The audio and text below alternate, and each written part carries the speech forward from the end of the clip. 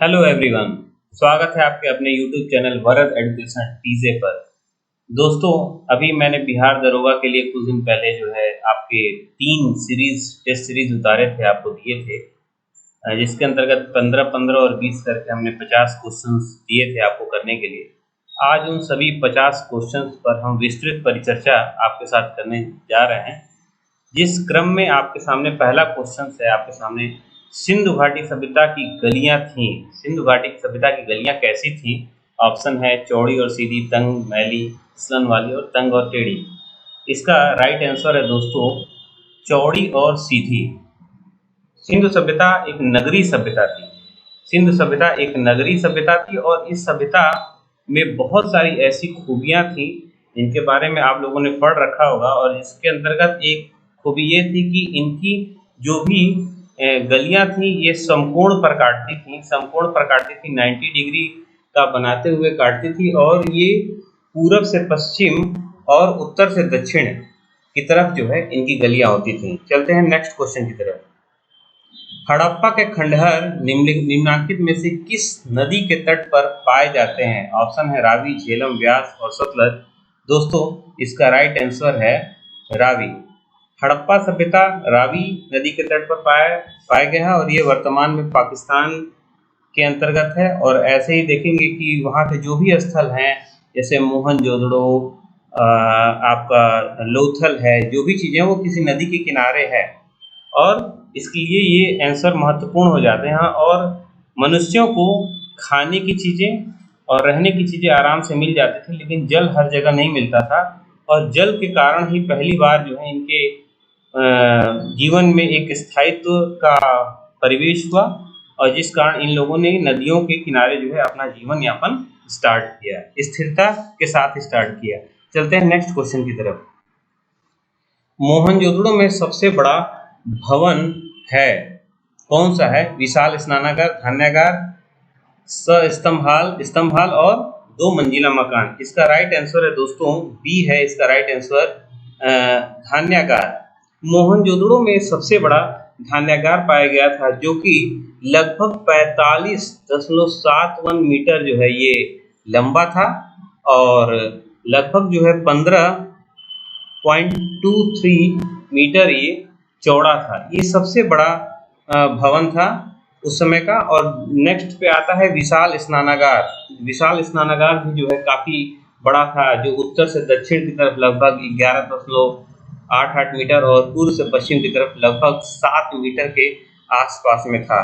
तो यहाँ पे राइट आंसर होगा बी। चलते हैं नेक्स्ट क्वेश्चन की तरफ।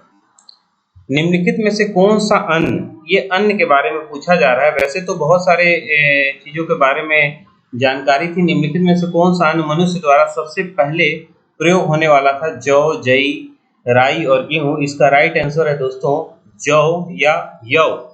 सबसे पहले जो है इन चीज़ों का प्रयोग जो है किया गया है और उस समय के लोग जो है जौ में जो है डाल के दूध में जौ डालकर जौ और प्लस दूध मिलाकर बनाते थे। इनको कहा जाता था क्षीर पकोदन। क्षीर पकोदन का इस्तेमाल ये करते थे और इसी के तरीके से ये सत्तू में जब जौ डालते थे, जौ डाल के पकाते थे दही के साथ, तो इनको करम्ब कहा जाता था। करम्ब कहा जाता था और ऐसे ऐसे खाने का प्रयोग करते थे।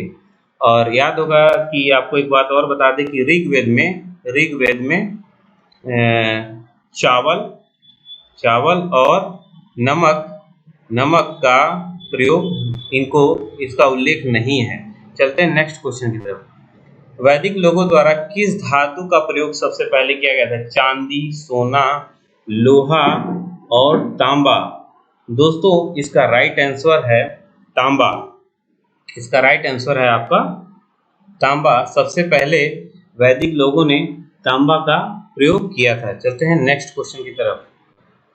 आर्य सभ्यता में मनुष्य के जीवन की आयु के आरोही क्रम, आरोही और अवरोही के बारे में जानिएगा। आरोही का मतलब होता है कम से ज्यादा की तरफ, और अवरोही का मतलब होता है ज्यादा से कम की तरफ। तो यहाँ पे पूछा जा रहा है कि आयु के अनुसार जो है आरोही क्रमानुसार इनको लगाएं। तो उस समय के आर्य सभ्यता में मनुष्यों का जो जीवन ये माना जाता था, ये 100 वर्ष का माना जाता था, और 100 वर्ष के आधार पर 25-25 वर्ष के सारे आश्रम बांटे गए थे, और जिनका क्रम है आपका ब्रह्मचर्य, गृहस्थ, वानप्रस्थ और संन्यास आश्रम। ब्रह्मचर्य आश्रम जो है 25 साल का होता था, इसके अंतर्गत लोग विद्या अर्जन वगैरह करते थे, बाल्यकाल होता था। गृहस्थ आश्रम ये बहुत ही इम्पोर्टेंट काल माना गया है, क्योंकि इसी में ही आपको सारे कर्मों का ज्ञान करना पड़ता था, सारे कर्म आपके महत्वपूर्ण होते थे। वानप्रस्थ आश्रम क्या है? वानप्रस्थ आश्रम में व्यक्ति घर में ही रहकर, जो 50 साल से 75 साल की अवस्था होती है, घर में रहकर और सारे लोक लुभावने चीज़ों के प्रति जो है वो आसक्ति अपना खत्म कर देता है। एक तरीके से ट्रेनिंग होता है संन्यास के तरफ जाने का। लोग घर में ही रह के सारी चीज़ों से अपना विमुक्ति कर लेते थे, सारी लोक लुभावनी चीज़ों से। चलते हैं नेक्स्ट क्वेश्चन की तरफ। प्रसिद्ध गायत्री मंत्र कहाँ से लिया गया है? गायत्री मंत्र कहाँ से लिया गया है? यजुर्वेद, अथर्ववेद, ऋग्वेद और सामवेद। दोस्तों गायत्री मंत्र जो है ये ऋग्वेद से लिया गया। इसका राइट आंसर हो जाएगा सी। इसका राइट आंसर है आपका सी। ये देखिए सी है इसका राइट आंसर, ऋग्वेद से लिया गया है गायत्री मंत्र। और तीसरे मंडल में ये जो है, तीसरे मंडल में, तृतीय मंडल में ये है, और ये सूर्य देवता को समर्पित है। चलते हैं नेक्स्ट क्वेश्चन की तरफ। प्रथम बौद्ध परिषद कहाँ आयोजित की गई थी? बौद्धों की चार परिषद जो है का आयोजन हुआ था, और इसका इस तरीके से हम आपको बताते हैं। RVPK ये 4 जगहों पे आयोजित हुआ था, और इसको आयोजित करने में AK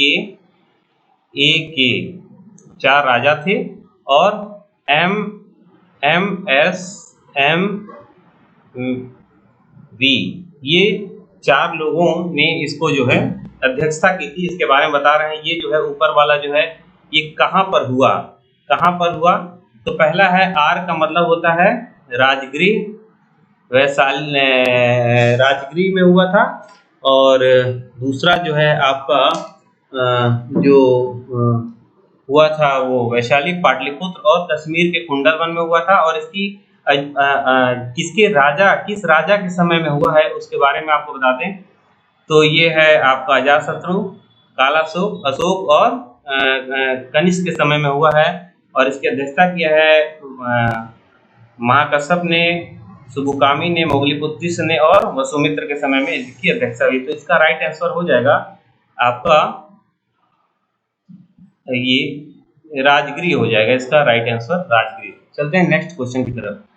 बुद्ध ने अपना प्रथम प्रवचन कहाँ दिया था? बुद्ध ने अपना जो प्रथम प्रवचन, जब इनको ज्ञान प्राप्त हुआ था, तो इन्होंने सारनाथ जो कि वाराणसी में पड़ता है, जिसको ऋषि पत्तनम मृगदाव भी कहते हैं, मृगदाव में अपना इन्होंने पहला प्रवचन दिया था 5 शिष्यों को। चलते हैं नेक्स्ट क्वेश्चन की तरफ। बुद्ध, धम्म और संघ मिलकर क्या कहलाते हैं? बुद्ध, धम्म और संघ मिलकर ये आपका त्रिरत्न कहलाते हैं ये। चलते हैं नेक्स्ट क्वेश्चन की तरफ। दक्षिण भारत में प्रसिद्ध जैन केंद्र स्थित है रामेश्वरम, कांची, मदुरई और श्रवणबेलगोला। इसका राइट आंसर है श्रवणबेलगोला। जैनों का प्रसिद्ध जो है श्रवणबेलगोला जो है मैसूर के पास में पड़ता है, और यहाँ पर गोमतेश्वर की मूर्ति बनी थी, चामुंड राय ने बनाया था। चलते हैं नेक्स्ट क्वेश्चन की तरफ। 6ठी शताब्दी ईसा पूर्व में मगध में किस चीज का विशाल भंडार था? तांबा, टिन, ये लेड लिखा हुआ है, लेड नहीं है, लेड है। और दूसरा अंतिम है लोहा। तो इसका राइट आंसर होगा लोहा। 6ठी शताब्दी ईस्वी पूर्व में जो है लोहा का बहुत ज़्यादा प्रयोग होने के कारण जो है आर्थिक क्रांति हुई। और आर्थिक क्रांति के साथ साथ यहाँ पर बहुत सारे औजार भी बने, क्योंकि लोहा जो है एक कठोर धातु होता था, और इस कारण जो है आर्थिक क्षेत्र में बहुत सारे परिवर्तन हुआ, कृषि के क्षेत्र में बहुत सारे परिवर्तन हुआ, और इस परिवर्तन के कारण जो है जो सरप्लस अवशेष जिसको कहते हैं, अवशेष ज्यादा उत्पन्न होने लगा था, और इस अवशेष पर कंट्रोल करने के लिए औजारों के माध्यम से बहुत सारे लोगों ने अपना अधिकार स्थापित करना शुरू किया। चलते हैं नेक्स्ट क्वेश्चन की तरफ। हेरोडोटस को माना जाता है, हेरोडोटस को इतिहास का जनक माना जाता है, इतिहास का पिता माना जाता है। चलते हैं नेक्स्ट क्वेश्चन की तरफ। किसकी सेना ने ग्रीक शासक सिकंदर के साथ झेलम नदी के तट पर मुकाबला किया था? एमबी, चंद्रगुप्त मौर्य, पोरस और धनानंद। देखिए ये जो है आपका झेलम नदी के तट पर युद्ध हुआ था, और ये जो आपका है यूनानी शासक जो है सिकंदर के साथ जो है आपका पोरस का युद्ध हुआ था, पोरस का झेलम नदी के तट पर। और इस झेलम नदी को यूनानी भाषा के अनुसार जो है हाइडेस्पीस भी कहा जाता था, हाइडेस्पीस के नाम से भी इसको जाना जाता था। चलते हैं नेक्स्ट क्वेश्चन की तरफ। यहूदियों का धार्मिक पाठ का नाम क्या है? यहूदियों का धार्मिक पाठ का नाम जो है मूसा संहिता कहा जाता था। चलते हैं नेक्स्ट क्वेश्चन की तरफ। महाभाष्य किसके द्वारा लिखा गया है? ये महाभाष्य जो है पतंजलि के द्वारा लिखा गया है, और इसमें इन्होंने बताया है कि मौर्य वंश में, इन्होंने बताया है कि मौर्य वंश में जब संकट उत्पन्न हुआ था, तो उस संकट के समय में मौर्य शासकों के द्वारा जो है देव प्रतिमाएं बनाकर उनको बेचा गया था। चलते हैं नेक्स्ट क्वेश्चन की तरफ। निम्नलिखित नामों से प्राचीन भारत के चिकित्सीय त्रय की जो है बात पता चलती है। ये चिकित्सकीय त्रय कौन थे? चरक, इसका राइट आंसर है आपका चरक, सुश्रुत और वाग्भट। ये तीनों लोग जो है वो माने जाते थे, चिकित्सक माने जाते थे, और चरक को जो है ये आयुर्वेद का पिता भी कहा जाता है, जनक भी कहा जाता है। चलते हैं नेक्स्ट क्वेश्चन की तरफ। यूनानियों को भारत से निकालने वाला राजा चंद्रगुप्त मौर्य था। चलते हैं नेक्स्ट क्वेश्चन की तरफ। बिंदुसार के शासन के दौरान अशांति कहाँ उत्पन्न हुई थी? उज्जैनी, पुष्कलावती, तक्षशिला और राजगृह। तो इसमें जो है बिंदुसार के समय जब उत्पन्न हुआ था ये क्या कहते हैं विद्रोह, तो यहाँ पर इसने जो है तक्षशिला में ये हुआ था उत्पन्न, और यहाँ पर उसने अपने पुत्र जो है अशोक को कुमारा मात्य बनाकर यहाँ पर भेजा था, और अशोक ने यहाँ के विद्रोह को बहुत ही अच्छा कंट्रोल किया, और कंट्रोल करने के साथ ही वहाँ के प्रजा में अपने प्रति काफी प्रेम भी उत्पन्न किया। चलते हैं नेक्स्ट क्वेश्चन की तरफ। अशोक की प्रशासनिक नीति में भारी परिवर्तन की घटना आई। तीसरी बौद्ध परिषद, कलिंग युद्ध, बौद्ध धर्म को अपनाना और मिशनरी का सिलोन भेजना। इसमें जो परिवर्तन आया था ये कलिंग युद्ध के बाद आया था।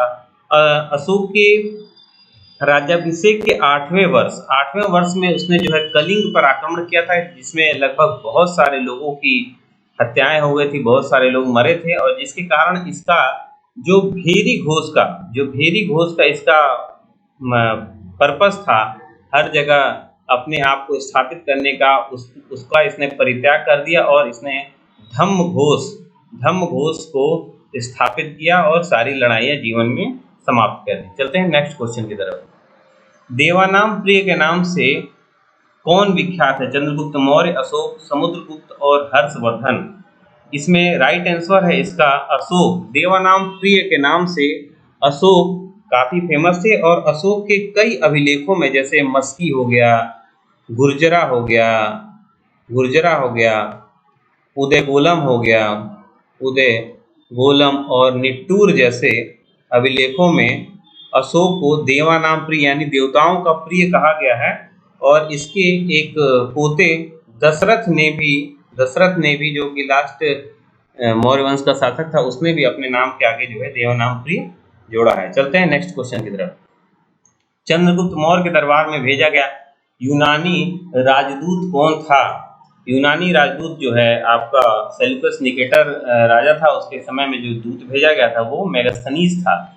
और मेगास्थनीज ने एक बुक लिखी है इंडिका, और इंडिका नामक बुक में उसने उस समय मौर्य वंश के मौर्यों मौर्यों के बारे में मौर्यों के बारे में उसने प्रशासन के बारे में और वहाँ की सारी आर्थिक व्यवस्था, इसके बारे में काफ़ी डिटेल से वर्णन जो है उसने अपने ग्रंथ इंडिका में किया है। चलते हैं नेक्स्ट क्वेश्चन की तरफ।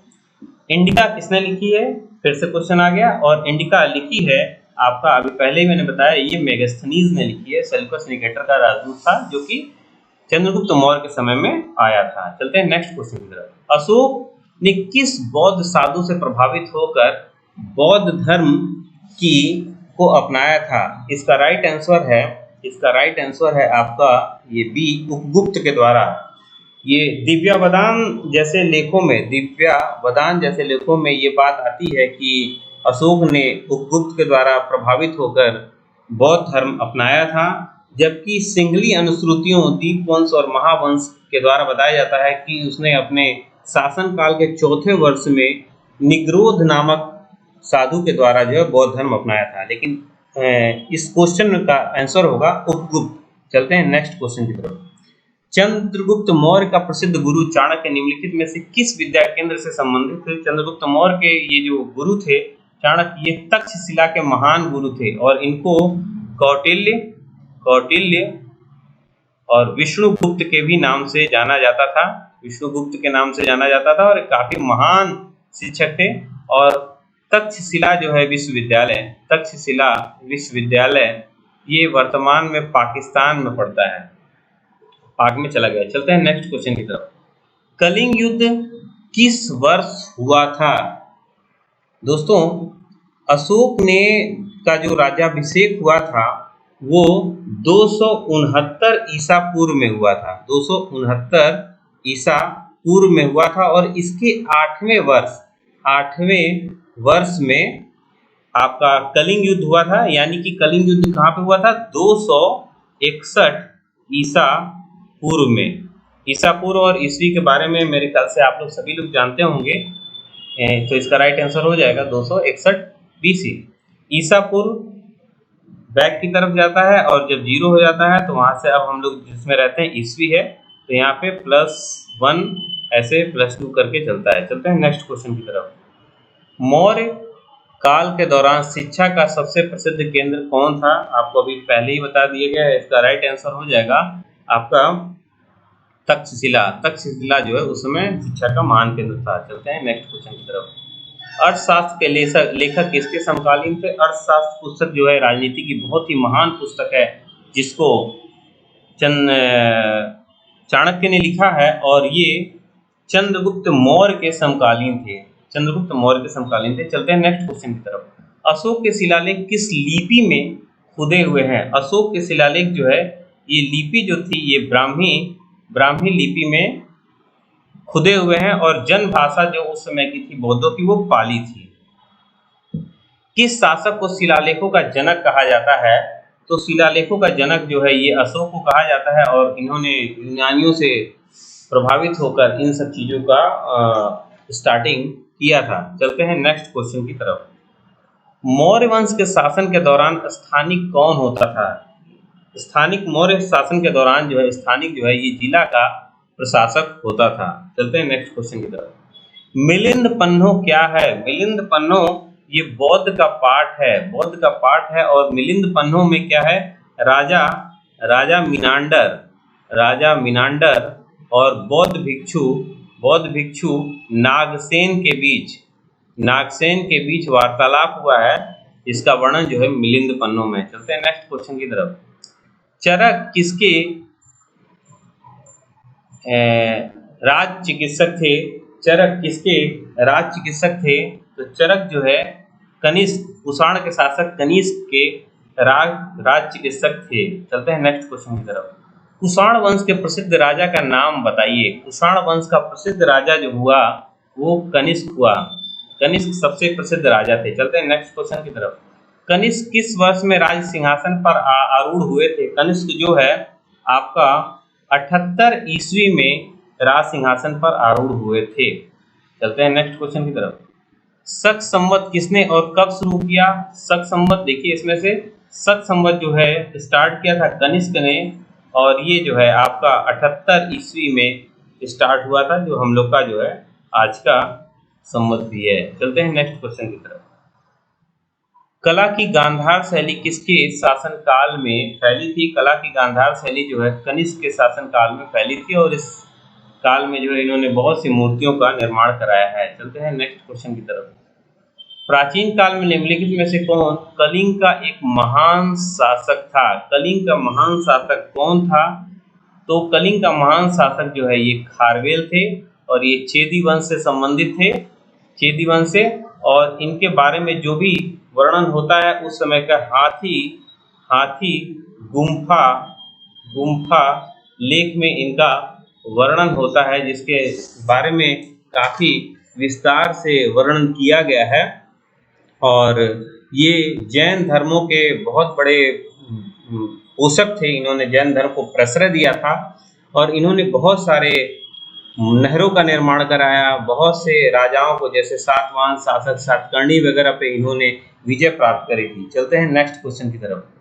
राजा खारवेल किस चेदी वंश के महानतम शासक थे? किस चेदी वंश के महानतम शासक थे? तो आपके सामने अभी हमने लेटेस्ट में अभी बताया है कि ये कलिंग के जो है चेदी वंश के महान शासक थे। चलते हैं नेक्स्ट क्वेश्चन की तरफ।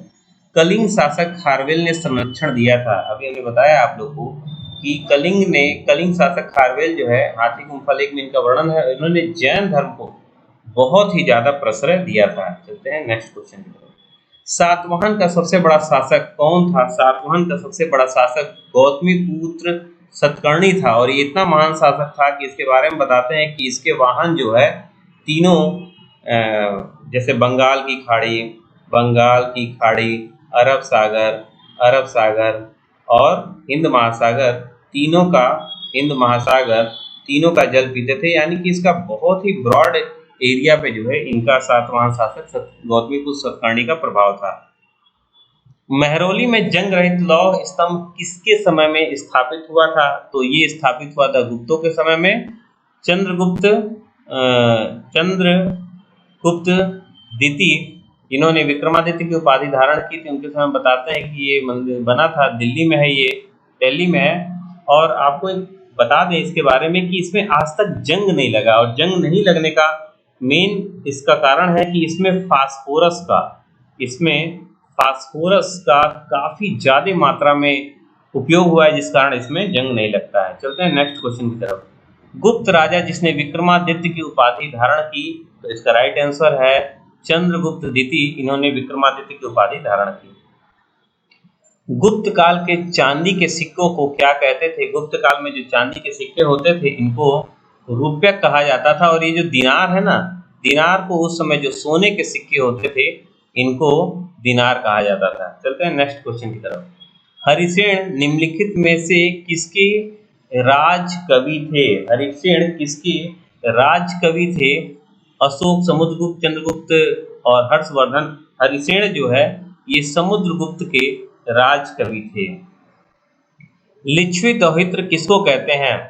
लिच्छवी दौहित्र जो है आपका समुद्रगुप्त को कहते हैं, यानी कि लिच्छवी कन्या से उत्पन्न, और ये बहुत ही महान शासक रहे हैं। रोमन साम्राज्य के साथ भारत का व्यापार रोम पर किसके द्वारा आक्रमण के साथ समाप्त हो गया? तो ये जो समाप्त हुआ है ये हुड़ों के आक्रमण के द्वारा जो है आपका समाप्त हो गया था। निम्नलिखित में किसके सिक्के पर संगीत के प्रति उनका प्रेम दर्शाता है? मौर्यों का, नंदों का, गुप्तों का और चोलों का। तो इसका राइट आंसर होगा गुप्तों का समुद्रगुप्त। समुद्रगुप्त जो शासक थे ये वीणा के बहुत बड़े प्रेमी थे, और इनके सिक्कों पर वीणा वादन का चिन्ह बना हुआ है, जिसके द्वारा इनको जाना जाता है कि ये काफी संगीत में प्रेमी थे। और इनको भारत का नेपोलियन भी कहा जाता है, क्योंकि ये कभी कोई युद्ध नहीं हारे, और इनको विसेंट स्मिथ ने ये संज्ञा दी थी। चलते हैं नेक्स्ट क्वेश्चन की तरफ। निम्नलिखित में से किसको अपने विजयों के कारण भारत का नेपोलियन कहा जाता है? हमने बता दिया था। समुद्रगुप्त को भारत का नेपोलियन कहा जाता है। नेपोलियन। और क्योंकि ये कोई भी युद्ध नहीं हारे और इनको ये संज्ञा जो है विसेंट स्मिथ ने दिया था। चलते हैं नेक्स्ट क्वेश्चन की तरफ। गुप्त काल में किस धातु के सिक्के सबसे ज्यादा चले थे? तो गुप्त काल में सोने के सिक्के सबसे ज्यादा चले थे, हालांकि कुषाणों से ज्यादा नहीं चले और ना कि उनके काबिलियत के थे, लेकिन फिर भी सोने के सिक्के गुप्त काल में सबसे ज्यादा चले थे। दोस्तों इसी के साथ आपके 50 क्वेश्चन खत्म होते हैं और मिलते हैं नेक्स्ट सीरीज में। तब तक के लिए धन्यवाद। जय हिंद, जय भारत।